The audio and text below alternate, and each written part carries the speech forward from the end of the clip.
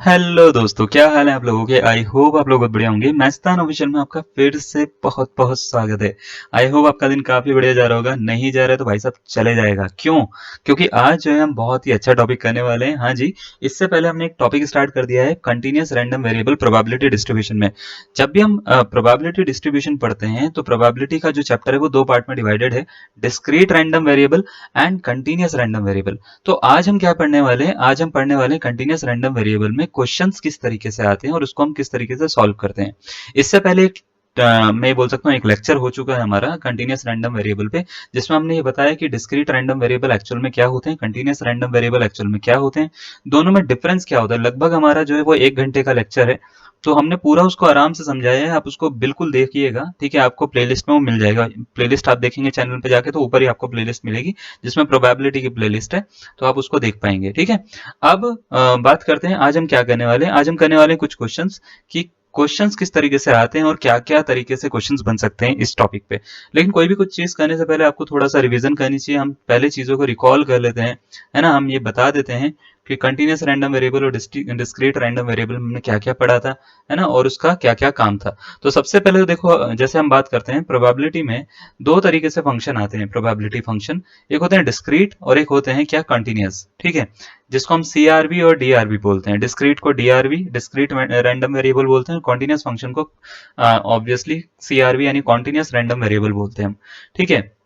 तो जब भी हमारे पास में डिस्क्रीट में कोई भी फंक्शन होता है तो उसको हम पीएमएफ पढ़ते हैं यानी प्रोबेबिलिटी मास फंक्शन पढ़ते हैं। और कभी भी अगर कंटिन्यूअस रैंडम वेरिएबल में कोई भी फंक्शन होता है उसको हम पीडीएफ पढ़ते हैं। पीडीएफ का मतलब वो नहीं है, ठीक है, जो आप फोन में लेके बैठते हो। पीडीएफ का मतलब है प्रोबेबिलिटी डेंसिटी फंक्शन, हम इसको बोलते हैं। प्रोबेबिलिटी डेंसिटी फंक्शन इसलिए इसको बोला जाता है क्योंकि एक डेंसिटी कर्व को रिप्रेजेंट करता है, जिसकी हेल्प से हम क्या करते हैं, किसी फंक्शन की प्रोबेबिलिटी निकाल सकते हैं by the use of integration. अब जब भी डिस्क्रीट रैंडम वेरिएबल के क्वेश्चन आते हैं तो उसमें क्या होता है, जनरली आपकी जो रेंज होती है वो काउंटेबल होती है ना, या मैं बोल सकता हूँ जो वैल्यूज होती हैं ज्यादातर वो काउंटेबल होती हैं, फाइनाइट होती हैं, यानी आप एक फाइनाइट नंबर ऑफ सॉल्यूशंस होंगे आपके पास में जो आप निकाल पाएंगे। और नॉन नेगेटिव होल नंबर्स होते हैं इनका, ठीक है, जब भी हम निकालते हैं तो। कंटिन्यूअस रैंडम वेरिएबल जो होते हैं उसमें मेजरेबल होते हैं सॉल्यूशन ज्यादातर जो होते हैं, और बाकी सारी चीजें जो होती हैं इनफाइनाइट होते हैं। फ्रैक्शन एंड डेसिमल की फॉर्म में जो होते हैं ये फंक्शन होते हैं अपने। तो सबसे पहले तो अगर हम बात करें कभी कैसे पता लगेगा कोई भी फंक्शन जो है वो कंटिन्यूअस रैंडम वेरिएबल का क्वेश्चन है या डिस्क्रीट रैंडम वेरिएबल का, अगर मतलब वो फंक्शन पीएमएफ है या पीडीएफ है, आपको कैसे पता लगेगा? प्रोबेबिलिटी डेंसिटी फंक्शन है या प्रोबेबिलिटी मास फंक्शन है। तो इसके लिए जैसे कोई फंक्शन अगर हमने ऐसे लिख रखा है, जैसे सपोज करो x इज इक्वल टू 1, ठीक है, और ऐसा हमने लिख रखा है और x इज इक्वल टू 0 पर ये प्रोबेबिलिटी की वैल्यू इस तरीके से दे रखी है 1/2 पे, इस तरीके से। जब भी हम 1/2 रखते हैं तो प्रोबेबिलिटी की वैल्यू इतनी हो जाती है, फंक्शन की वैल्यू इतनी हो जाती है। 0 रखते हैं तो प्रोबेबिलिटी की वैल्यू इतनी हो जाती है। तो अगर पॉइंट वाइज फंक्शन डिफाइन है तो पॉइंट वाइज फंक्शन डिफाइन होने का मतलब ये होता है कि ये जो फंक्शन है बच्चे, ये कैसा है, पीएमएफ है। कैसा है? पीएमएफ है।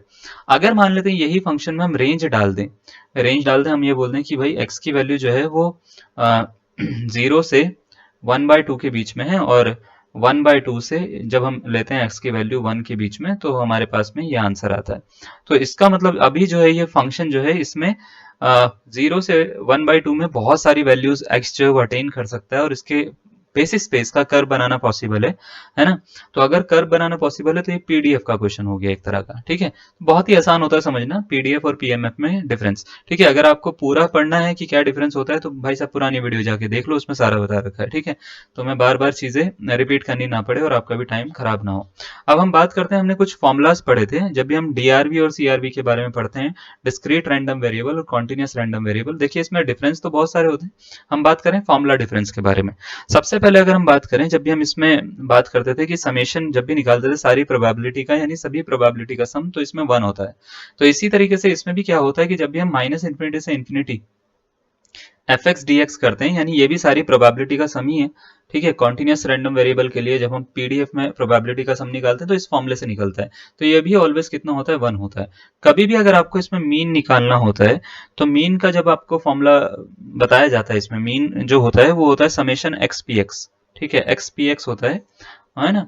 और अगर इसमें आपको निकालना होगा तो माइनस इन्फिनिटी से इन्फिनिटी एक्स एफ एक्स होता है। बस आपको थोड़ा सा फॉर्मूला इस तरीके से हम बताना चाह रहे हैं ताकि आप को रिलेट कर पाए कि ये वाला और ये वाला दोनों से एक दूसरे में क्या डिफरेंस है। समेशन इंटीग्रेशन अगर आप इसको देख पा रहे होंगे, कभी भी आपको मान लेते हैं मीन की जगह पे आपको वेरिएंस निकालना पड़े सिग्मा स्क्वायर। मीन को जनरली हम म्यू से डिनोट करते हैं यहाँ पे, ठीक है, यहाँ पे म्यू से डिनोट करते हैं, ठीक है। वेरिएंस अगर आपको निकालना पड़े तो वेरिएंस का फॉर्मूला होता है summation x square P x minus summation x P x का होल स्क्वायर, वो होता है इस वाले में, ठीक है, डीआरवी में। अगर आपको इसमें निकालना है तो इसमें अगर आपको सिग्मा स्क्वायर की वैल्यू निकालनी है तो ऑब्वियस सी बात है यहाँ पे फॉर्मूला भी चेंज हो जाएगा। तो फॉर्मूला जो होता है माइनस इन्फिनिटी से इन्फिनिटी होता है, एक्स स्क्वायर एफ एक्स होता है डीएक्स, ठीक है। फिर यहाँ पे माइनस करते तो यहाँ पे भी माइनस करेंगे, ठीक है। तो माइनस इन्फिनिटी से इन्फिनिटी, अब मीन इसमें से माइनस कर देंगे, मीन इसमें से माइनस कर देंगे, इसका मतलब क्या है कि एक्स एफ एक्स जो है वो इसमें से माइनस कर देंगे और इसका होल स्क्वायर कर देंगे बस। तो आप इसको अगर समझ पा रहे होंगे तो भाई साहब हमने क्या करा, एक्स स्क्वायर एफ एक्स यही इसी तरीके से करा है। और फिर समेशन पी एक्स का होल स्क्वायर था ना, समेशन एक्स पी एक्स का होल स्क्वायर यानी मीन का स्क्वायर, तो मीन का स्क्वायर कर दिया, यानी इसको यू स्क्वायर भी बोल सकता हूँ मैं, म्यू स्क्वायर भी इसको मैं बोल सकता हूँ, ठीक है। स्टैंडर्ड डेविएशन कभी भी इसमें निकालना होता है तो under root of sigma square होता है यानी वेरिएंस का, और इसमें भी सेम ही होता है। तो यहाँ पे ये दोनों चीजें क्या होती हैं, सेम होती हैं। तो इसके बेसिस पे अब बात ये आती है कि सर क्वेश्चन किस तरीके से आते हैं। तो याद रखिएगा जब भी हम क्वेश्चन करते हैं, पहली बात ये होती है कि हर फंक्शन जो होता है वो प्रोबेबिलिटी डेंसिटी फंक्शन नहीं बनता। मतलब ऐसा नहीं है कि जैसे मैंने वो एग्जांपल लिख दिया था f x is equal to 2x ऐसे करके 2x और 0 और वो फंक्शन पे मैंने कुछ भी लिमिट डाल दी तो प्रोबेबिलिटी डेंसिटी फंक्शन बन गया, नहीं। जरूरी नहीं है कि वो जो मैंने फंक्शन ऐसे ही लिखा था बातों बातों में वो प्रोबेबिलिटी डेंसिटी फंक्शन होगा, नहीं, ऐसा नहीं होता। प्रोबेबिलिटी डेंसिटी फंक्शन की एक खासियत होती है कि दो खासियत होती है एक्चुअल में। पहला जो होता है ये function always greater than equal to 0 होता है, यानी ये फंक्शन जो होता है वो ऑलवेज कर्व के ऊपर की तरफ बनेगा, ठीक है, यानी नीचे की तरफ कभी भी नहीं बनता, ऐसे नहीं बनता, ठीक है। दूसरी चीज, जब भी हम इसका मान लेते हैं, इसका इंटीग्रेशन निकालते हैं, पूरे पूरे कर्व का अगर मैं इंटीग्रेशन निकालता हूँ, जैसे सपोज करो कर्व यहाँ से लेके यहाँ तक हमने क्या कर रखा है, इसको इंटीग्रेट कर रखा है, या मतलब इसको यहाँ से लेके यहाँ तक हमने बना रखा है, इसको कर्व को ना, यहाँ से लेके इस पॉइंट तक। तो कभी भी अगर मैं पूरे कर्व का इंटीग्रेशन करूंगा यानी प्रोबेबिलिटी निकालने की कोशिश करूंगा, तो इस कर्व की प्रोबेबिलिटी यानी इंटीग्रेशन जो होगा वो ऑलवेज 1 ही आएगा, 1 से ज्यादा नहीं आता, ठीक है, 1 से कम भी नहीं आता। तो इसका मतलब यह है कि कभी भी कोई भी फंक्शन पीडीएफ कब बनता है, पीडीएफ तभी बनता है जब उसका सारी प्रोबेबिलिटीज का सम जो होता है ना, वो 1 होता है। ये नॉर्मल सी कंडीशन है, ये हम प्रोबेबिलिटी में भी यूज करते हैं कि भाई साहब कोई भी फंक्शन जो होता है वो प्रोबेबिलिटी फंक्शन कब बन सकता है, जब उसकी सारी प्रोबेबिलिटी का सम 1 हो। तो यही चीज बस हम यहाँ पे भी पढ़ते हैं और इसको भी इसी तरीके से हम इसको सीखते हैं। क्लियर है। तो सबसे पहले तो देखो हम क्या करेंगे, कल से जैसे हमने कल करा था उसके बेसिस पे हम कुछ प्रॉब्लम्स करेंगे और उसके बाद हम क्या करेंगे, थोड़ा थोड़ा प्रॉब्लम को बढ़ाना शुरू करेंगे, यानी प्रॉब्लम को हम थोड़ा थोड़ा बढ़ाते बढ़ाते बढ़ाते बढ़ाते कुछ इस टाइप्स की भी प्रॉब्लम देंगे आपको जिसमें आपको डबल इंटीग्रेशन भी करना पड़ेगा, कुछ इस तरह की भी देंगे, है ना। तो हम आगे थोड़ा थोड़ा करके देते रहेंगे। पहले हम कुछ तो हम हर तरह की प्रॉब्लम जो है वो आपको देते रहेंगे। पहले हम क्या करते हैं, कुछ बेसिक प्रॉब्लम से स्टार्ट करते हैं। जैसे कि आपको एक क्वेश्चन दिख रहा होगा, if the probability density function is given as f x is equal to 2x, और यहाँ पे देखो आपको एक्स की जो रेंज होगी वो या एक्स की जो वैल्यूज होंगी वो आपको कुछ इस इनइक्वालिटी के फॉर्म में दिखेंगी, ठीक है, और 0 है अदरवाइज। क्या ये जो फंक्शन है प्रोबेबिलिटी डेंसिटी फंक्शन है या नहीं है, सबसे पहले तो आपको ये वेरीफाई करना आना चाहिए कि प्रोबेबिलिटी डेंसिटी फंक्शन क्या हर प्रोबेबिलिटी क्या जो हर फंक्शन होता है प्रोबेबिलिटी डेंसिटी फंक्शन होता है, तो ऐसा नहीं होता। तो तभी होता है, याद रखिएगा, जब माइनस इन्फिनिटी से infinity F x d x की वैल्यू कितनी हो जाए, 1 हो जाए। यानी अगर इस पूरे कर्व की वैल्यू निकालूंगा मैं, ठीक है, तो इस लिमिट के अंदर ये पूरा फंक्शन जो है ये 1 आंसर देना चाहिए। अगर ये 1 देगा तो ये प्रोबेबिलिटी डेंसिटी फंक्शन है, अदरवाइज नहीं है। तो आपको करना क्या है, जैसे ये क्वेश्चन है, एक बेसिक क्वेश्चन है, पहले मैं समझा रहा हूँ, उसके बाद एक दो क्वेश्चन में करवाने के बाद मैं आपको देना शुरू कर दूंगा, या सेकंड क्वेश्चन से ही देना शुरू कर दूंगा, ठीक है।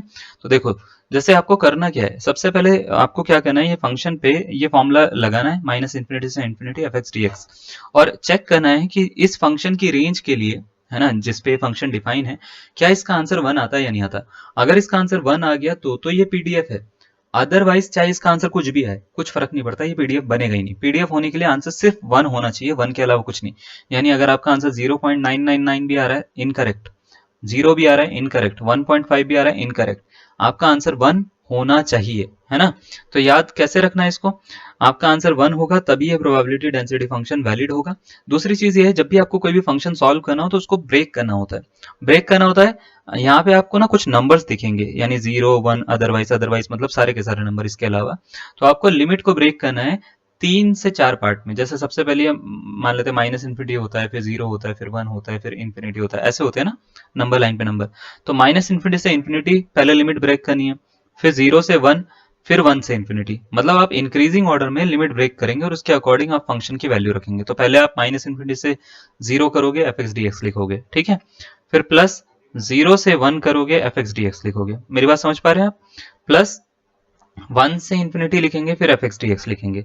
तो अगर आप इसको ध्यान से देख पा रहे हैं तो यहाँ पे हमारे पास में 3 रेंज है, एक ये वाली, एक ये वाली, एक ये वाली। इन तीनों के अकॉर्डिंग फंक्शन यहाँ पे डिफाइन हो रखा है। इस फंक्शन की वैल्यू यहाँ से उठा के रखनी है, हर बार 0 होना जरूरी भी नहीं है कि हर बार 0 हो, जो जो होगी वो आपको यहाँ से उठा के रखनी है। तो अदरवाइज का मतलब ये होता है कि माइनस इन्फिनिटी से इन्फिनिटी पे तो आंसर 0 है, 0 से 1 पे आंसर क्या है, 2x है। तो 2 को बाहर ले लेता हूँ, x को अंदर ले लेता हूँ, चलेगा ना। इतना सबको कैलकुलेशन आती है। 2x में 2 का तो इंटीग्रेशन कर नहीं पाएंगे हम, तो इसको इधर बाहर निकाल लेते हैं, ठीक है। अब 1 से इंफिनिटी पे ये फिर 0 है। अब आपको क्या करना है, ये जो फंक्शन दिख रहा है इसका इंटीग्रेशन करके देखना क्या इसका आंसर 1 आता है या नहीं। 1 आएगा तो ये वैलिड है, अदरवाइज ये इनवैलिड है। समझ में आ गई बात। तो हम नॉर्मल इसका इंटीग्रेशन कैसे करते हैं, x का इंटीग्रेशन करने के लिए जैसे x raise to power n dx, इसका फॉर्मूला होता है x raise to power n plus 1 upon n plus 1, ठीक है। ये वाला फॉर्मूला यूज करते हैं प्लस सी। तो जैसे अगर मान लेते हैं इसमें हम a टू b, हमको कोई मान लेते हैं डेफिनेट इंटीग्रेशन है, तो हम इसमें क्या करते हैं, a से b तक की लिमिट डाल देते हैं और b पहले लिमिट डालते हैं, उसके बाद a बाद में लिमिट डालते हैं। तो आपको क्या करना है, जो भी पावर दे रखी है इस पावर को, जैसे यहाँ पे कितनी पावर है, 1 पावर है, तो 1 पावर में 1 ऐड करेंगे, x raise to power 2 upon 2, ठीक है। और यहाँ पे 0 से 1 तक की लिमिट डाल देंगे आप, ठीक है। आप जब भी ये क्वेश्चन कर रहे हैं तो आपको बेसिक इंटीग्रेशन आना चाहिए, या इंटीग्रेशन की नॉलेज तो होनी चाहिए भाई साहब कि इंटीग्रेशन किस तरीके से करते हैं, ठीक है। अदरवाइज इसका कोई फायदा नहीं है, फिर मैं बताता रहूंगा, आपको कुछ समझ में नहीं आएगा। क्लियर। तो अब इसमें लिमिट डालिए 1² बाई 2 माइनस 0² बाई 2। तो 1² बाई 2 1/2 हो जाता है, 0 ये तो 0 ही हो गया। तो 2 इंटू 1/2 आंसर कितना हो गया बच्चे, 1 हो गया।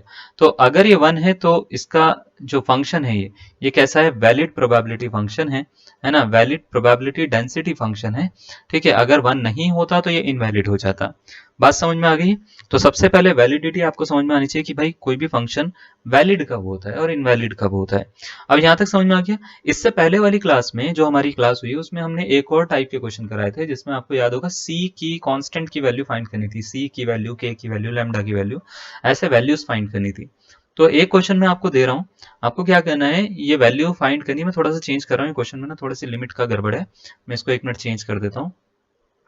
1 मिनट जरा दीजिए मुझे, ठीक है। 0 नहीं करके इसको 1 करिएगा, ठीक है, 1 से 5 के बीच में। और अगर आप चाहेंगे तो मैं आपको 4 ऑप्शन देता हूँ इसके लिए, ठीक है। आप इसको ऑप्शन के अकॉर्डिंग करिए और बताइए कि मुझे आपका आंसर क्या आ रहा है, option A, option B, option C या ऑप्शन डी, ठीक है। सो सपोज करिए फर्स्ट ऑप्शन दे रहा हूँ 3/8, दूसरा ऑप्शन दे रहा हूँ 5/8, ठीक है, तीसरा ऑप्शन दे रहा हूँ 1/8, चौथा ऑप्शन दे रहा हूँ none of this. None of this इसलिए अगर कैलकुलेशन मेरी इधर उधर तो आपका नन ऑफ दिस जो है मतलब मेरा जो नन ऑफ दिस है वो मुझे बचा लेगा, ठीक है। आपको तो बचाए ना बचाए, ठीक है, तो मुझे बचा लेगा। ओके, तो आपको एक क्वेश्चन दे रखा है, आपसे पूछा गया है कि कांस्टेंट सी की वैल्यू बताओ अगर ये प्रोबेबिलिटी डेंसिटी फंक्शन है, ठीक है। आपको अगर पुरानी वीडियो देखी है तो आपको ये चीज आती है, नहीं देखी आप पहली बार देख रहे हैं तो आप इधर आंसर देख सकते हैं। तो जिन्होंने पहले की वीडियो देख रखी है, जिन्होंने सॉल्व करना सीख लिया है, आप डायरेक्ट सॉल्व करिए। जिन्होंने सॉल्व करना नहीं सीखा, ठीक है, वो वीडियो डायरेक्ट देखते रहिए बिना पॉज करे और इसका आंसर देखिएगा किस तरीके से निकालते हैं। कभी भी अगर आपको कांस्टेंट सी की वैल्यू निकालनी हो तो याद रखिएगा आपको बस एक ही फॉर्मूला यूज करना है। फॉर्मूला क्या होता है, माइनस इन्फिनिटी से इन्फिनिटी। जब भी हम एफ एक्स डी एक्स की वैल्यू निकालते हैं तो वो ऑलवेज 1 होती है।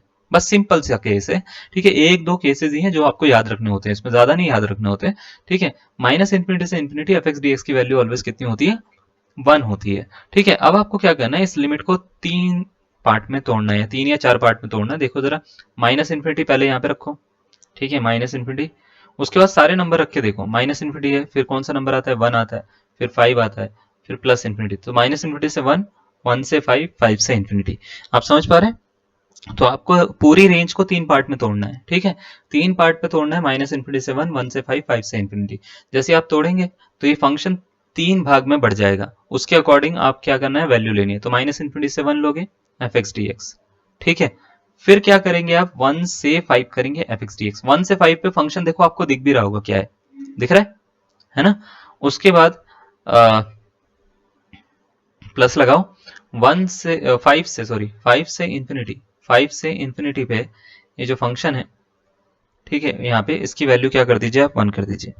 अब आप के दिमाग में एक क्वेश्चन आएगा, सर 5 से इंफिनिटी में तो फंक्शन जो है ये 0 है, इसकी वैल्यू 1 से 5 पे फंक्शन की वैल्यू है सी एक्स माइनस 1, है ना। माइनस इन्फिनिटी से 1 के बीच में सर फंक्शन की वैल्यू क्या होगी। तो याद रखिएगा, अगर फंक्शन डिफाइन नहीं है यानी वहां पे ग्राफ ही नहीं बन रहा, ठीक है। अगर फंक्शन जो है इस रेंज के लिए डिफाइन नहीं है तो वहां पे ग्राफ ही नहीं बन रहा है, ग्राफ ही नहीं बन रहा है तो उस पर प्रोबेबिलिटी निकालना पॉसिबल नहीं है। तो उसका आंसर आप आंख बंद करके 0 लिख देना, ठीक है। बात समझ में आ रही है मेरी। तो अगर आपको रेंज यहाँ पे नहीं मिल रही तो 0 सीधा सीधा सा याद रखिएगा। उसके बाद कांस्टेंट को बाहर रखता हूं मैं 1 से 5 पे x माइनस 1 dx, ठीक है, प्लस 5 से इंफिनिटी पे फिर ये 0 इज इक्वल टू 1। अब आपको बस यही सॉल्व करना है, इसको सॉल्व करके जो आंसर मिलेगा वो हमारा फाइनल आंसर, बस इतना इजी होता है। तो आपको करना क्या है, c यहाँ पे लिखना है, ठीक है बच्चे, c यहाँ पे लिखना है, x का इंटीग्रेशन करना है, एक्स स्क्वायर अपॉन 2 होता है, ठीक है। 1 का इंटीग्रेशन होता है, कितना होता है, x होता है, 1 से 5 तक की लिमिट हो गई, ठीक है। अब जैसे ही आप इसको सॉल्व करेंगे आंसर आ जाएगा। तो c को ऐसे ही रखो, सबसे पहले 5 को यहाँ पे रखो, 5 स्क्वायर अपॉन 2 25 होता है ना। उसके बाद 5 माइनस कर दो, फिर माइनस का सिंबल लगाओ, 1 स्क्वायर अपॉन 2 यानी 1/2, फिर -1 कर दो, ठीक है। अब आप इसको सॉल्व करेंगे थोड़ा सा और, है ना। तो जैसे हम इसको सॉल्व करते हैं, ऊपर सॉल्व कर लेते हैं, ठीक है, जगह नहीं है हमारे पास में इधर। तो 25/2 ऐसे रखते हैं, c 25/2, ठीक है, -5 ऐसे रखते हैं। 1/2 में से 1 माइनस कर सकते हैं हम, तो या तो डायरेक्ट या तो छोड़ भी सकते हैं। 1/2 ऐसे ही रखो और 1 को प्लस कर लो, ठीक है, +1 ब्रैकेट ओपन करके, यानी माइनस प्लस माइनस माइनस, ठीक है, ठीक है, माइनस माइनस प्लस होता है ना, उस तरीके से हमने करा। अब देखो -5 +1 -4 होते हैं, 25/2 -1/2 24/2, 24/2 मतलब 12 हो गया, 12 -4 हो गया ये, ठीक है। 12 -4 अगर मैं डायरेक्ट करना चाहूँ तो 8 हो जाता है, ठीक है, तो ये 8 हो गया, ठीक है। तो इंटू 8 इज इक्वल टू 1, तो c की वैल्यू कितनी होगी, 1/8 हो गई। तो ये इसका करेक्ट आंसर हो जाएगा। बस इस तरीके से आप इसको सॉल्व कर लीजिएगा। कैलकुलेशन मत पूछना मुझसे कि हाँ सर ये माइनस कैसे करा, प्लस कैसे करा, ये तो आपको खुद ही आना चाहिए ना, ठीक है। क्लियर है, कोई डाउट है यहाँ तक, पक्का देख लो, नहीं डाउट है तो फिर मैं क्वेश्चन दूंगा ना आगे का, पक्का समझ में आ गया। चलो ठीक है, याद रखिएगा प्रॉपर्टी क्या है, ठीक है, प्रॉपर्टी के बेसिस पे क्वेश्चन सॉल्व होने हैं आपके सारे, जितने भी क्वेश्चंस है, ठीक है। तो प्रॉपर्टी याद नहीं होगी तो वो नुकसान देगा, ठीक है, क्लियर है ना, पक्का ना। चलो फिर एक काम करते हैं, एक और क्वेश्चन हम आपके सामने रखते हैं। ये क्वेश्चन है इस तरीके का, आपसे बोला गया है let x be a random variable with probability density function 0.2 for mod x is less than equals to 1, 0.1 for 1 is less than mod x is less than equals to 4 and 0 otherwise। तो बताओ 0.5 से 5 के बीच में probability की value क्या होगी, ठीक है, रैंडम वेरिएबल पे, है ना। तो 0.5 से 5 के बीच में प्रोबेबिलिटी की वैल्यू क्या होगी, आपसे ये पूछा गया है। तो इसको आप स्टार्ट कर सकते हो। अगर आप चाहें तो मैं आपको ना 4 ऑप्शन दे सकता हूँ, ठीक है, 4 ऑप्शन में दे देता हूँ, ठीक है। इसके अकॉर्डिंग आप एक आंसर बना लीजिएगा कि हाँ इसका ये करेक्ट आंसर हो सकता है सर, ठीक है, कुछ भी एक आंसर आपके अकॉर्डिंग जो लगेगा आपको कि सही है, ठीक है, मेरी बात समझ में आ रही है। तो सपोज करो मैं दे रहा हूँ 0.3, 0.4, 0.5, 0.8, ठीक है, ये 4 ऑप्शन दे दिए मैंने, 0.3, 0.4, 0.5, 0.8, इन चारों में से एक इसका करेक्ट आंसर है, ठीक है। अब आपको ये बताना है कि इसका कौन सा करेक्ट आंसर है। जो करना चाहता है वीडियो पॉज करिए, 60 सेकंड का टाइम लीजिए, टाइमर है आपके पास में, है ना, 60 सेकंड का टाइम लीजिए, आंसर बनाइए, ठीक है। 60 सेकंड से ज्यादा भी लेंगे आप, कोई दिक्कत वाली बात नहीं है, ठीक है ना। आप एक आंसर बनाइए, अपने दिमाग में रखिए, अगर आपका आंसर इन चारों में से एक आता है तो बहुत ही बढ़िया, नहीं आता तो कोई बात नहीं, ठीक है। सबसे पहला यहाँ पे एक क्वेश्चन ये आता है कि सर क्या हमारे को मॉड की इनइक्वालिटी सॉल्व करनी आती है या नहीं आती। अगर आपको इनइक्वालिटी सॉल्व करनी नहीं आती तो आपका काम खराब है, ये वाला क्वेश्चन आप कर ही नहीं पाएंगे, गलत आंसर देंगे, है ना। कई बार ऐसा होता है जो ऑप्शंस में होते हैं उसमें गलत आंसर भी होते हैं। तो याद रखिएगा, अगर कोई मॉड जो है, मॉड एक्स कोई नंबर ए से छोटा है सपोज करो, तो अगर मेरे को मान लेते हैं उस केस में एक्स की रेंज निकालनी हो, ठीक है, तो एक्स की रेंज जो होती है वो ऑलवेज, क्योंकि यहाँ पे मैंने इक्वल टू का साइन लगा रखा तो माइनस ए से ए के बीच में होगी, ठीक है, सिंपल सा केस है। और वैसे कुछ फर्क नहीं पड़ता है, अगर मान लेते हैं ऐसे लिखा हुआ है या ऐसे लिखा हुआ है, प्रोबेबिलिटी डेंसिटी फंक्शन में दोनों बातें बराबर हैं, ये हम पहले भी बता चुके हैं।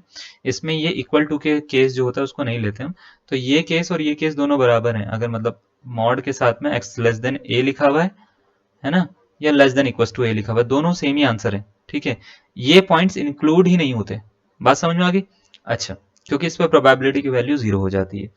दूसरा, अगर मान लेते हैं x जो है वो कोई दो नंबर है a और b, इनके बीच में मॉड, और आपसे बोल रखा है कि भाई x की रेंज क्या होगी, तो याद रखिएगा उस केस में x की जो रेंज होती है या x की जो वैल्यू होती है वो कहां से कहां तक लाई करती है, वो -b से -a के बीच में, फिर यूनियन a से b के बीच में लाई करती है। तो -b -a union a to b।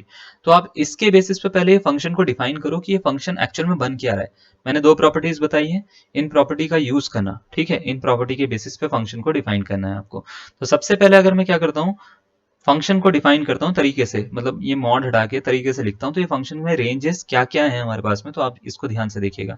0.2 है जब x जो है -1 से 1 के बीच में। सही है ये बात, है ना? अब मैं क्लोज ब्रैकेट लगा रहा हूँ, ओपन लगा रहा हूँ, मैंने बताया दोनों सेम ही बात है, कुछ फर्क नहीं पड़ता मैं क्लोज लगा रहा हूँ, कुछ फर्क नहीं पड़ता कि मैं ओपन लगा रहा हूँ, है ना? पीडीएफ में ये बात होती है, हर जगह के फंक्शन में नहीं होती। प्रोबेबिलिटी डेंसिटी फंक्शन में मैं ये काम कर सकता हूँ। ठीक है, बात समझ में आ रही है? क्योंकि क्लोज वाले में हम -1 को इंक्लूड करके भी उसकी वैल्यू 0 ही होती है, तो उससे कुछ फर्क नहीं पड़ने वाला।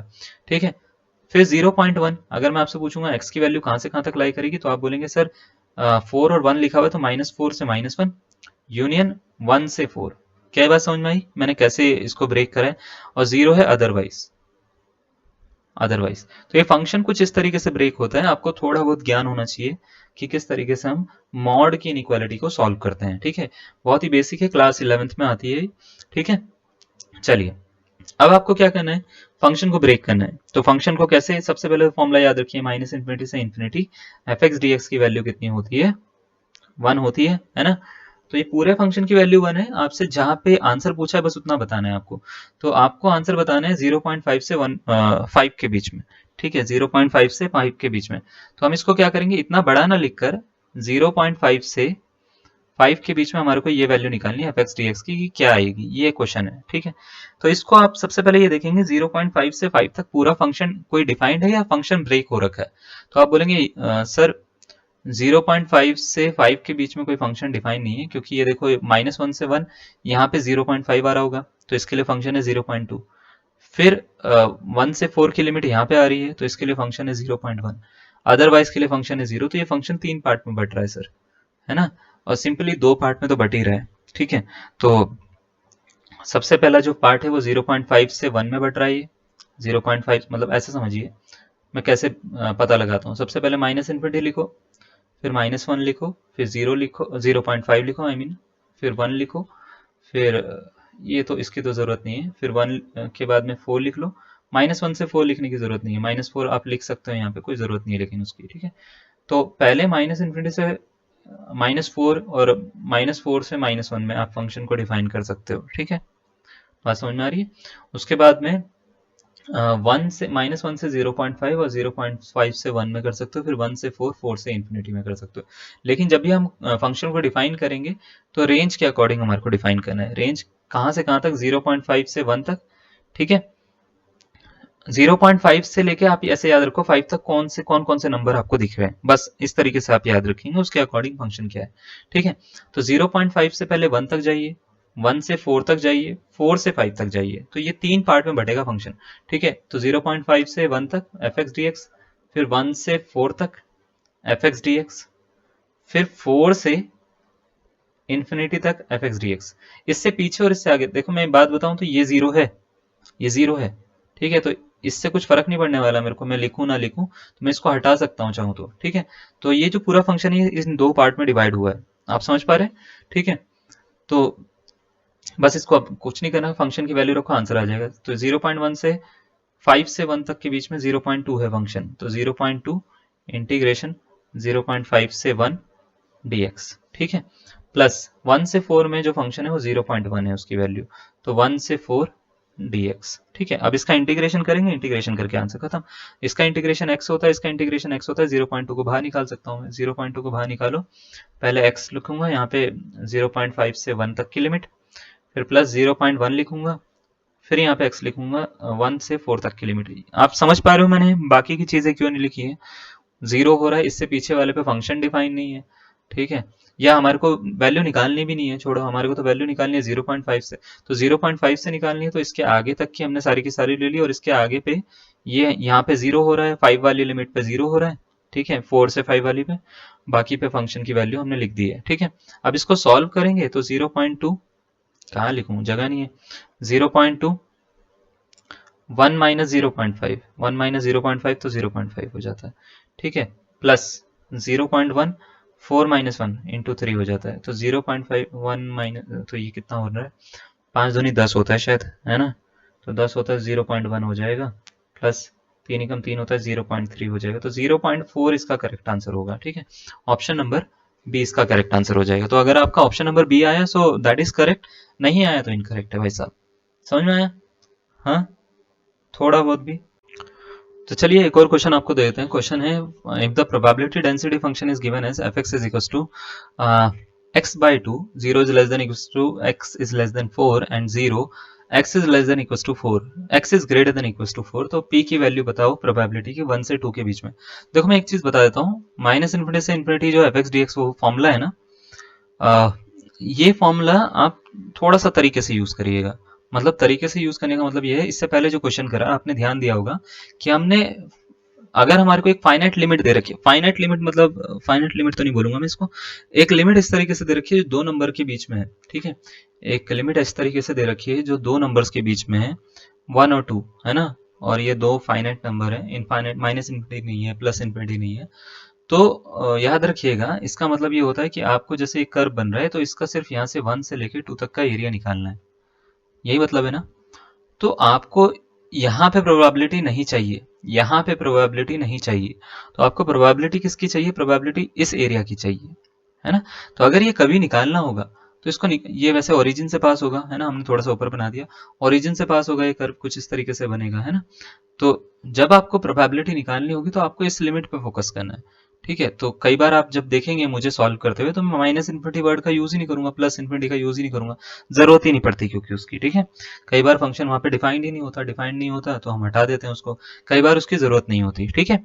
तो इसको अगर सॉल्व करना है तो आप इसमें टाइम ले सकते हो, मैं आपको जो है 4 ऑप्शन दे देता हूँ, पहले 4 ऑप्शन दे देता हूँ, ए बी सी डी, ठीक है, फिर हम इसमें आगे बताते हैं। पहला ऑप्शन सपोज करो 1/2 दे रहा हूँ, दूसरा 1/4 दे रहा हूँ, तीसरा 3/2 दे रहा हूँ, चौथा 3/4 दे रहा हूँ, ठीक है। 4 ऑप्शन मैंने दे दिए, आपसे पूछा है इसका आंसर बताओ, ठीक है। आप इसको सॉल्व कर सकते हो वीडियो को पॉज करके, मैं आंसर बताना शुरू करता हूँ। तो ये जो फंक्शन है, सबसे पहले तो आप ये देखिए कौन सी लिमिट में निकालना है, तो आप बोलेंगे सर प्रोबेबिलिटी निकालनी है हमारे को 1 से 2 तक, है ना, 1 से 2 तक निकालनी है, तो आपको क्या करना है, 1 से 2 तक की लिमिट डालनी है, सीधा सीधा F x d x, simple सा केस है ना, सिंपल सा केस है। अगर ये फंक्शन जो है ज्यादा फैला हुआ नहीं है, सीधा सीधा ये 1 से 2 पे, ये ब्रेक भी नहीं हो रहा, देखो 1 से 2 इसी इसी पे ही आ रहा है, सिंपल से इस पे लिमिट डालो, आंसर निकाल दो, बस खत्म हो गया। तो आपको करना क्या है, इंटीग्रेशन 1 से 2 एफ एक्स पे क्या है x/2, तो बाई 2 को बाहर निकाल लो dx। अब क्या करेंगे, 1/2 ऐसे रखेंगे, इसको बोल सकते हैं हम x²/2 इंटीग्रेशन 1 से 2 तक की लिमिट, पहले एक बार 2 रख लेंगे, एक बार क्या रख लेंगे, फिर 1 रख लेंगे, इसको 2 को बाहर निकाल लेता हूँ, तो 1/4 x² 1 से 2 तक की लिमिट, ठीक है। तो पहले 2 रखेंगे, 2² 4 हो जाता है, 4 माइनस 1 1 हो जाता है, ठीक है। तो ये हो गया 1/4, 4 माइनस 1 3, तो 3/4 हो जाता है, 3/4 यानी ऑप्शन नंबर डी इसका क्या हो जाएगा, करेक्ट आंसर हो जाएगा। तो अगर आपने इस तरीके से इस क्वेश्चन को सॉल्व करा है तो बढ़िया है, नहीं करा है तो बहुत ही बढ़िया है ना क्या कर सकते हैं, क्लियर है, समझ में आ रहा है। अब एक क्वेश्चन है, इस क्वेश्चन को आप क्या कर सकते हैं, चलो यहीं पे सॉल्व कर लो, होमवर्क में दूसरा क्वेश्चन देता हूं मैं आपको, है ना। तो क्वेश्चन क्या है, क्वेश्चन ये है कि find the value of lambda if f x is equal to, मैं फंक्शन बता देता हूँ क्या दे रखा है, ये दे रखा है lambda times of x-1 2 minus x such that 1 is less than equal to x is less than equal to 2, और दूसरा दे रखा है 0 अदरवाइज, ठीक है, ये है फंक्शन, ठीक है, अदरवाइज का उधर जा रहा है आगे, ये लो अदरवाइज, ठीक है भाई साहब। तो ये एक फंक्शन दे रखा है, आपसे पूछा गया कि भाई साहब बता दो इसका आंसर, लैम्डा की वैल्यू क्या होगी, कैसे निकालते हैं, हाँ सीख गए तुम, बहुत चालाक हो तुम, ठीक है। तो क्या करना पड़ेगा इसमें, करो एक आंसर बताओ, ऑप्शन चाहिए क्या, ये लो option A B C D, 4 option है। ऑप्शन दे रहे हैं 2 का टेबल 2 4 6 8, ठीक है। तो ये या तो 2 आंसर है, या तो 4 आंसर है, या तो 6 है, या तो 8 है। इनमें चारों में से एक इसका जो है वो करेक्ट आंसर है। बनाओ इसको, कौन सा इसका करेक्ट होगा, ठीक है। तो चलो इसको देखो कैसे, माइनस इन्फिनिटी से इन्फिनिटी। इसमें क्या करो, डायरेक्ट ये वाला फॉर्मूला आप लगा सकते हो, ठीक है। ये वाला डायरेक्ट लगाओगे। आपको फंक्शन ब्रेक करना आना चाहिए माइनस इन्फिनिटी से। सबसे पहले है 1, फिर 1 से 2, 2 से इन्फिनिटी। माइनस इन्फिनिटी से 1 अदरवाइज का केस फंक्शन 0, 1 से 2 फंक्शन की वैल्यू ये रही, 2 से इन्फिनिटी अदरवाइज का केस फिर फंक्शन 0। बात समझ में आ गई। तो मैं इसको सीधा सीधा सा क्या करूंगा, और करके ऐसे लिखूंगा, और 1 से 2 पे फंक्शन डिफाइन है, बाकी तो सारा 0 है ना। तो lambda times of x minus 1 2 minus x d x आपको निकालना है। इसकी वैल्यू जो होगी 1 है। यहाँ से आपको क्या मिल जाएगा, लेमडा की वैल्यू मिल जाएगी। तो आप इसको थोड़ा सा और सॉल्व करिए, लेमडा को बाहर निकालिए, क्वाड्रेटिक इक्वेशन जो है उसको सॉल्व कर लीजिए, है ना। करें तो 1 से 2, ठीक है। तो ये हो गया एक्स स्क्वायर माइनस का, ठीक है, minus sorry plus 2x plus x, तो प्लस का 3x हो जाएगा, ओके। और ये माइनस का 2 हो जाएगा, dx हो जाएगा, है ना। सही है। अब इसको सॉल्व कर लेते हैं, इज इक्वल्स टू 1। तो एक्स स्क्वायर का इंटीग्रेशन कर लेते हैं। तो लेमडा बाहर रखो, एक्स स्क्वायर का होता है एक्स क्यूब अपॉन 3, है ना। 3x का होता है एक्स स्क्वायर अपॉन 2, तो 3x स्क्वायर अपॉन 2 हो जाएगा। फिर माइनस 2x हो जाएगा। अब इसमें लिमिट डालते हैं 1 से लेके 2 इज इक्वल्स टू 1, ठीक है। तो लेमडा को बाहर ही रखो, अभी पहले 2 डालते हैं, ठीक है। फिर यहाँ पे 2 डालेंगे, तो 2 का स्क्वायर 4, 4 2 कटा, तो ये हो गया 6, है ना। और उसके बाद में यहाँ पे डालेंगे तो माइनस का 4, 6 माइनस 4, तो ये 2 हो गया, हटाओ इसको, ठीक है। तो ये 2 हो गया। अब 1 डालते हैं, 1 डालेंगे तो माइनस 1 क्यूब अपॉन 3 माइनस 1/3, ठीक है। फिर 3/2, है ना। फिर माइनस का 2, ठीक है। चलो इज इक्वल्स टू 1। इसको सॉल्व करते हैं, 2 और 2 ऐड हो जाएंगे, 4 हो गया। इनका एलसीएम लेना पड़ेगा, 8/3, 1/3 और 3/2 का। तो माइनस 8/3 प्लस 1/3 माइनस 3/2, है ना, माइनस 3/2।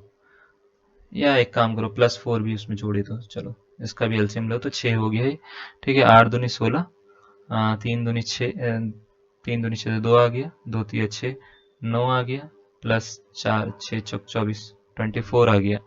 कितना बन रहा है ये, 9 6 16 9 25 26, 1/6 बन रहा है, 1/6, ठीक है। तो यहाँ पे सीधा सीधा लिखते हैं हम, ठीक है। तो ये हो रहा है लेमडा इंटू 1/6। अरे ये क्या हो गया, ये लिखते हैं हम दोबारा से इसको, लेमडा इंटू 1/6, ठीक है, इज इक्वल टू 1। तो 6 को उधर पहुंचा दो, लेमडा की वैल्यू लो भाई साहब, 6 आ रहा है इसका आंसर, ठीक है। ऑप्शन नंबर सी इसका करेक्ट आंसर है। समझ में आया कुछ, हाँ पक्का, चलो बढ़िया है। और कोई क्वेश्चन देता हूँ, इसको होमवर्क में लिखो जरा। रुक जाओ, इसको नहीं, ये तो मीन का क्वेश्चन है, ये वाला भी नहीं। चलो ठीक है, होमवर्क के लिए मैं देख लूंगा, ढूंढ के देता हूँ तुम्हारे को क्वेश्चन। इसका मीन का क्वेश्चन मैं, चलो एक क्वेश्चन बना देता हूँ, रुक जाओ, ठीक है। सपोज करो एक, इसको मैं अभी करवा रहा हूँ, पहले एक क्वेश्चन बता रहा हूँ होमवर्क के लिए, ठीक है। इसको करना आप, ठीक है। एक क्वेश्चन है, सपोज करो कि आपको फाइंड करना है लेमडा की वैल्यू, फाइंड लेमडा, ठीक है। If f x is equals to, suppose करो के एक्स स्क्वायर या लेमडा एक्स स्क्वायर, ठीक है। लेमडा एक्स स्क्वायर बाय 2 है एक फंक्शन, लिमिट डाल देते हैं इसमें -1 से 1 के बीच की, और 0 अदरवाइज। इजी क्वेश्चन है, ठीक है। हम कोई भी फंक्शन बना सकते हैं, ऐसा कोई दिक्कत नहीं है। ऐसा नहीं है कि मैंने फंक्शन को रटना है या कुछ वो करना है। 0 तो अदरवाइज डाल ही रहा हूँ ना मैं। तो लेमडा की वैल्यू आप कोई भी फंक्शन बना के जिसपे पॉजिटिव आंसर दे दे वो निकाल लो, कोई दिक्कत वाली बात नहीं है। लिमिट याद रखना, -1 से 1 पे फंक्शन डिफाइन है, बाकी तो 0 है। तो बाकी आप इसको कर लेना। ऑप्शन चाहिए तो ऑप्शन में दे दूंगा। ऑप्शन है ए बी सी डी, देखो ये 4 ऑप्शन है, इन चारों में एक डी तो नन ऑफ दिस हम डाल रहे हैं, ठीक है। बाकी जो ऑप्शन है वो हम डाल देते हैं 1 2 3 डाल देते हैं, ठीक है। चलो कर लेंगे आप, इसको ट्राई करना। अभी क्वेश्चन आपको स्क्रीन पे दिख रहा होगा, ठीक है। इस क्वेश्चन को आपने ट्राई करने की हिम्मत करी है, बहुत हिम्मती हो आप, वेरी गुड, ठीक है। तो अगर आपने हिम्मत करी है तो आपका आंसर निकल गया है, नहीं निकला है आपका आंसर। कोई बात नहीं। देखो आपसे बोला गया है कि let x and y be two random variables, the joint probability density function has shown below fxy x comma y is equals to k times of x minus 1 by 4, और यहाँ पे इसकी लिमिट दे रखी है पूरी की पूरी इंटरसेक्शन के साथ में, ठीक है। उसके बाद में बोल रखा है 0 है एल्सवेयर। अब आपसे बोला गया है कि फाइंड द वैल्यू ऑफ के, ठीक है, इसकी वैल्यू बताओ। मैं आपको ऑप्शन दे सकता हूँ इसके, ऐसी बात नहीं है, ठीक है। तो ऑप्शन है इसके ए बी सी डी, ये 4 ऑप्शन है, दिख गए? हाँ, नन ऑफ दिस तो मैं डालता ही हूँ। इसमें डालते हैं हम 12 का टेबल, 12 एकम 12, 12 24, 12 36, ठीक है। इन चारों में से एक करेक्ट आंसर है, तीनों में से नहीं हुआ तो चौथा तो है, नन ऑफ दिस, है ना। इन चारों में से एक करेक्ट आंसर, आपको ये बताना है कौन सा इसका करेक्ट आंसर है। ले लो अपने लिए जितना टाइम लेना है, ठीक है।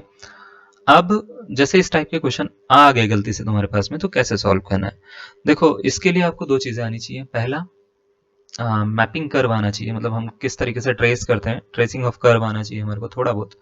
दूसरा हमारे को क्या आना चाहिए, दूसरा हमारे को आना चाहिए कि जब भी हम इनइक्वालिटी को हम एक्स एंड वाई एक्सिस में समझते हैं, मतलब उसको हम ग्राफ बनाते हैं, तो ग्राफ किस तरीके से बनाते हैं, तो उसके लिए हमने करवा दिया आपको, न्यूमेरिकल पूरी करवा दी है आपकी सारे का सारा, है ना। तो आप एक बार देख लीजिएगा कि एलपीपी का केस कैसे सॉल्व करते हैं हम, बाकी सारी चीजें कैसे करते हैं। फिर आप डबल इंटीग्रेशन कैसे करते हैं, उस पर थोड़ा सा डिपेंडेंसी होती है। तो डबल इंटीग्रेशन की जो लिमिट होती है वो ग्राफ से निकलती है ना। तो आपको ये दोनों तीनों चीजें पहले आनी चाहिए। देखो यहाँ पे पहले तो लिमिट देखो आप, x is greater than equal to 0, y is greater than equal to 0, और एक्स प्लस वाई जो है वो लेस देन इक्वल टू 1 है। पहले आप इसको ना एक्सिस में बनाने की कोशिश करो। अगर मैं बोलता हूं कि भाई ये एक्स एक्सिस है, ये वाई एक्सिस है, तो एक्स इज ग्रेटर देन 0 की जो लाइन होगी वो कहां जाएगी, तो आप बोलेंगे सर इस तरफ, है ना। y ग्रेटर देन 0, तो आप बोलेंगे सर ऐसे ऊपर की तरफ जाएगी, ठीक है, ऐसे जाएगी सर, ठीक है। x plus y less than equal to 1, मैं बता देता हूँ, x plus y less than equal to 1 ये होती है क्या बोलते हैं उसको हम, अरे वो कौन सी फॉर्म बोलते हैं हम उसको, ये वाली फॉर्म क्या बोलते हैं इसको, ये वाली फॉर्म होती है जिसको बोलते हैं हम खंड, खंड बोलते हैं इसको हिंदी में, इंग्लिश में मैं भूल गया इसका नाम, ठीक है। तो इसका जब भी आपके पास में x plus y is equal to something कुछ आपको इक्वेशन दे रखी है, तो इसका मतलब ये होता है कि यहाँ पे ये 2 कट हुए हैं, यहाँ से यहाँ तक की जो रेंज है वो 2 है, यहाँ से यहाँ तक की रेंज क्या है 2 है। तो x प्लस वाई, ठीक है, इज इक्वल टू 2 का ग्राफ होता है, यानी यहाँ से यहाँ तक ये जो पॉइंट होगा 2,0 होगा, ये 0,2 होगा, ठीक है। तो सबसे पहले तो आपको ग्राफ्स के बारे में पता होना चाहिए कि हाँ भाई साहब ग्राफ किस तरीके से बनते हैं। तो x plus y less than equal to 1 का मतलब ये है कि ये जो जाएगा वो कुछ इस तरीके से जाएगा, ठीक है, ऐसे। तो अब आपको इनका कॉमन रीजन देखना है, तो अगर आप इसको ध्यान से देख पाओ तो कॉमन रीजन ये है ना, ये कॉमन रीजन है इसका। तो कॉमन रीजन अगर ये है इसका, तो इसका ग्राफ देखो कैसे बनेगा, इसका ग्राफ कुछ इस तरीके से बनेगा, ठीक है, ऐसे बनेगा, और यहाँ पे ये रहा कॉमन रीजन, आपको इसको फाइंड करना है, ठीक है।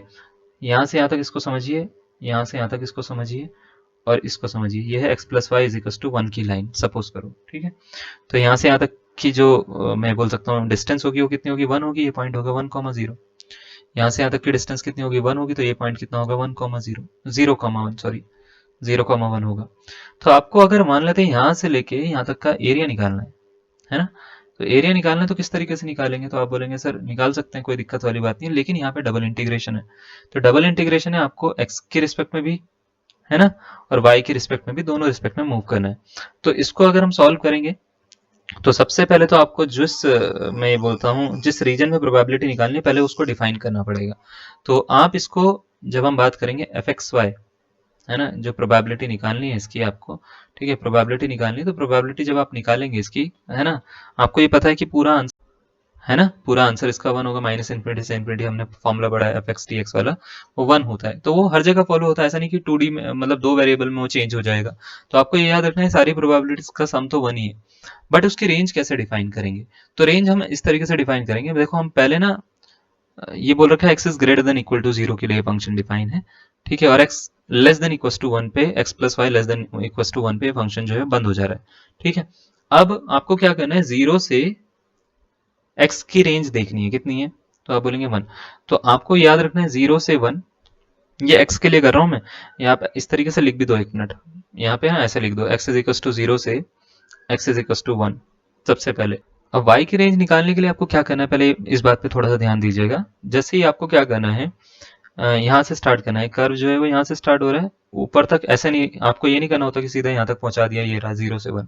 0 से 1 पे ये थोड़ी ना पूरा का पूरा हम इसका ये निकाल रहे हैं, ठीक है, ये हम 2 डायमेंशन में देख रहे हैं हम इसको ना, ठीक है। और तो इसको आपको क्या करना है, y इज इक्वल टू 0 से स्टार्ट करना है और y को x की फॉर्म में कन्वर्ट करना है। तो y की वैल्यू अगर मैं यहाँ से निकालूंगा तो 1 माइनस एक्स हो जाएगी, ठीक है। फिर यहाँ पे f x y, x comma y d x, आप डी एक्स और डी वाई आप इस तरीके से लिख सकते हो। डी वाई डी एक्स पहले लिखना, उससे कुछ फर्क नहीं पड़ने वाला वैसे, कुछ को पहले लिख रहे हो क्योंकि आपको इंटीग्रेशन इसका ही करना है, ठीक है। पहले यहाँ से स्टार्ट कर सकते हो, फिर इसका कर सकते हो, या पहले इसका स्टार्ट कर सकते हो फिर इसका कर सकते हो, ठीक है। It is up to you, ठीक है। तो डी वाई डी एक्स लिख रहे हैं इज इक्वल टू 1, ठीक है। अब आपको क्या करना है बच्चे, इसको सॉल्व करना शुरू करना है। जैसे सबसे पहले मैं इसको फंक्शन की वैल्यू रखूंगा, फंक्शन कितना है तो आप बोलेंगे सर 0 से 1 है, ठीक है, x के लिए। अब मैं डायरेक्ट लिख लूँ ना, फिर 0 से 1 माइनस एक्स है y के लिए, और फंक्शन जो है वो k times of x minus 1/4 है, ठीक है, dy dx।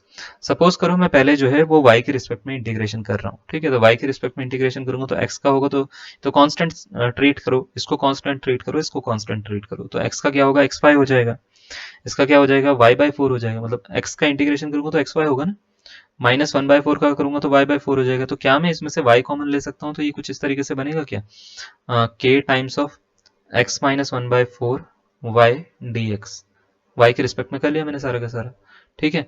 और इसमें लिमिट डाल दूंगा मैं, लिमिट क्या डालूंगा, 0 से 1 माइनस एक्स की लिमिट डाल दूंगा। आगे बात समझ में, ठीक है। फिर 0 से 1 वाली ये इसको ऐसे छोड़ देंगे x के रिस्पेक्ट में, ठीक है। अब देखो 0 से 1 ऐसे छोड़ा, सबसे पहले तो इसमें 1 माइनस एक्स रखूंगा, 0 रखूंगा तो पूरा फंक्शन 0 हो गया, तो 1 माइनस एक्स रखूंगा तो ये कुछ ऐसे बनेगा, k टाइम्स ऑफ, और k को बाहर निकाल सकता हूँ मैं, k कांस्टेंट है, इसको बाहर निकाल सकता हूँ, तो ये हो गया x माइनस 1/4 है ना, 1 minus x d x is equal to 1। अब ये बहुत सिंपल है, ठीक है, ये एक क्वाड्रेटिक फंक्शन है, इसको हम डायरेक्ट सॉल्व कर सकते हैं इक्वेशन ओपन करके, ठीक है। तो देखो जरा कैसे करेंगे, इसको ऐसे लिखते हैं, k टाइम्स ऑफ 0 to 1, इसको ओपन करेंगे, माइनस एक्स स्क्वायर बन रहा है, -1/4 बन रहा है, और ये बन रहा है भाई साहब plus x plus 1/4, x plus 1/4 मतलब 5/4 ना, ठीक है। तो 5/4 x minus 1/4 d x is equal to 1। इसका इंटीग्रेशन करते हैं, सॉल्व करते हैं, तो k ये हो गया भाई साहब -x³ upon 3, x square upon 2 होता है तो 5/8 हो जाएगा, एक्स स्क्वायर हो जाएगा, माइनस ये x/4 हो जाएगा, है ना, x/4 हो जाएगा इज इक्वल टू 1, ठीक है। और लिमिट है 0 से 1, 1 डालो आंसर खत्म, ठीक है। तो 1 डालेंगे हम इसमें, 0 डालने पे तो सारे 0 हो रहे हैं, 1 डालेंगे तो -1/3 प्लस 5/8 -1/4 इज इक्वल टू 1, ठीक है। तो कितना हो रहा है ये, k टाइम्स ऑफ 24 तो नीचे आ रहा है, ठीक है, ऊपर कितना आ रहा है, 3 7 21 3 8 24 -8, 8 3 24 5 3 15, ठीक है, 4 6 24 -6, 8 6 14 में से 15 गया 1, 24 बन रहा है, तो है ना 1/24। तो 1/24 बन रहा है, तो k की वैल्यू कितनी होगी, 24 होगी, लो उधर ले जाके, तो 24 इसका करेक्ट आंसर होगा। आई होप आपको ये क्वेश्चन समझ में आया होगा किस तरीके से करा है, मैं एक बार और दोबारा से बता देता हूँ। सबसे पहले हमने क्या करा है, इसको ग्राफ को प्लॉट करा है, ठीक है, x is greater than equals to 0 पे, y is greater than equals to 0 पे ऊपर की तरफ। फिर हमने इसका रीजन मतलब डिसाइड करा, ठीक है। रीजन डिसाइड करने के लिए हमने क्या करा, इसकी थर्ड वाली लाइन का जो होता है उसका ग्राफ बनाया, x plus y is equal to 1, तो रीजन ये डिसाइड होकर आ गया हमारे पास में, ठीक है। अब हमने क्या करा, इस स्ट्रिप को ये तो स्ट्रिप छोड़ो, ऐसे ही बनाते हैं हम। अब हमको क्या देखना है इसमें, ये देखना है कि क्योंकि ये डबल इंटीग्रेशन का क्वेश्चन है, तो इसमें x की रेंज कहाँ तक जाएगी, y की कहाँ तक जाएगी, तो x की जाएगी 0 से 1, y की जाएगी 0 से 1 माइनस एक्स तक, ठीक है। तो 0 से 1 माइनस एक्स तक जाएगी, और उसके बाद में हम क्या करेंगे, फंक्शन यहाँ पे रख देंगे। फंक्शन रखने के बाद में पहले हम सपोज करो y की रिस्पेक्ट में कर रहे हैं, तो y की रिस्पेक्ट में करते हैं, तो ये आ गया हमारा आंसर। लिमिट रखिए इसमें, ये हमारे पास में इक्वेशन बन गई, इसको खोला, क्वाड्रेटिक इक्वेशन बन गई। फिर इसमें 0 से 1 तक की लिमिट रखी, सॉल्व करा, आंसर खत्म। बस इतना सा काम आपको करना है, ठीक है। थोड़ा बहुत आपको जो है बेसिक डबल इंटीग्रेशन आना चाहिए, नहीं आता होगा तो मैं उसके ऊपर वीडियो बना दूंगा, ठीक है। कोई दिक्कत वाली बात है, समझ में आ गया, चलो ठीक है। हम आज के लिए इतना करते हैं, कल हम क्या करेंगे, इसमें मीन का और उसका स्टैंडर्ड डेविएशन एंड वेरिएंस का कॉन्सेप्ट करेंगे, यानी नेक्स्ट वीडियो में, कल नहीं मतलब नेक्स्ट वीडियो में हम इसमें क्या करेंगे, ये तीनों कॉन्सेप्ट करेंगे। उसके बाद में हम ये देखेंगे कि प्रोबेबिलिटी डेंसिटी फंक्शन से हम क्यूमुलेटिव डेंसिटी फंक्शन में कैसे कन्वर्जन करते हैं, क्या डिफरेंस होता क्या है CDF, ठीक है। उसके बाद में हम थोड़ा थोड़ा करके बाकी की चीज़ें करते रहेंगे। तो आज के लिए इतना करते हैं, धन्यवाद, थैंक यू।